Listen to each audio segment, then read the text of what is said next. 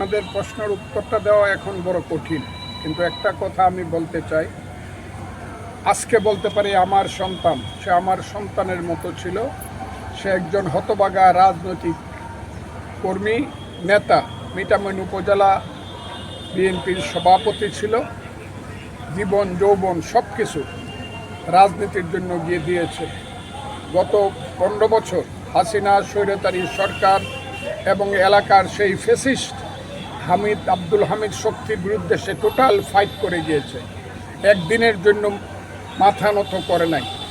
সেই জাহাঙ্গীর, যে জাহাঙ্গীর অনেকেই চলে গিয়েছিল, কিন্তু মিঠামইন সদরে থেকেও সে মাথা উঁচু করে শহীদ জিয়ার রাজনীতি, তারিক জিয়ার নেতৃত্ব, খালেদা জিয়ার নেতৃত্বকে মেনে রাজনীতি করেছে।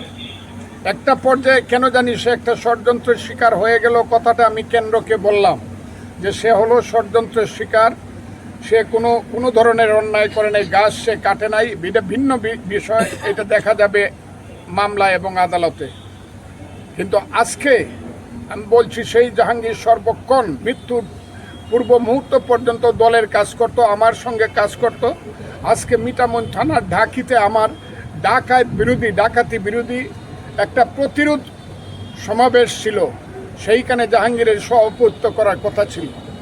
সেই অবস্থায় আমিও আজকে মিঠামইনেই যাওয়ার কথা ছিল, ঢাকিতেও, কিন্তু আল্লাহ তাকে নিয়ে গেছে ষড়যন্ত্র করে। আমি ভাবতেই পারি না, এটা আমার ভাবনার অধিক, যে কিভাবে হাওর অঞ্চলের মতো একটা শান্ত এলাকাতে, একটা নির্জন নিভৃত এলাকায়, যে হাওর অঞ্চলকে বলা হয় শান্তির নীড়, সেইখানে ঢাকা থেকে এসে একদল লোক তাকে কিভাবে হত্যা করলো।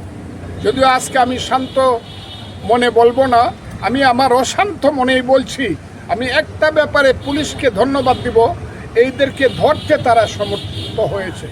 এখন তাদের পুলিশ এবং আসামি বা অপরাধীদের বক্তব্য এবং তাদের কর্মকাণ্ড এবং তাদের ইনভেস্টিগেশনের মাধ্যমে বোঝা যাবে কারা হত্যা করেছে, কারা হত্যার পিছনে ছিল, কারা হত্যাকাণ্ডে মদত দিয়েছে।